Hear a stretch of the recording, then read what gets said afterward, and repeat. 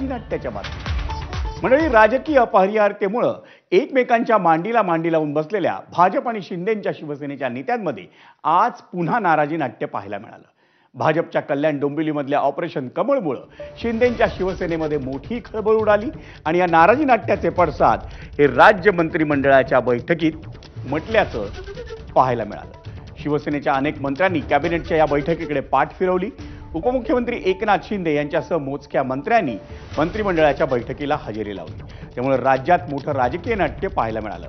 पण शिवसेनेचे मंत्री एकीकडे नाराजीचं वृत्त नाकारत होते, पण त्याच वेळी मुख्यमंत्र्यांनी त्यांची भेट घेणाऱ्या शिवसेनेच्या नाराज मंत्र्यांची खरडपट्टी काढल्याची माहिती आहे। भाजपच्या ऑपरेशन कमळविषयी नाराजी व्यक्त करण्यासाठी या मंत्र्यांनी मुख्यमंत्र्यांची भेट घेतल्याचं समजतं। उल्हासनगरमध्ये तुम्ही सुरुवात केलीत, तुम्ही करणार असाल तर चालवून घ्यायचं आणि भाजपनं केलं तर चालणार नाही, असं होणार नाही, या शब्दात मुख्यमंत्र्यांनी त्यांना ठणकावलं।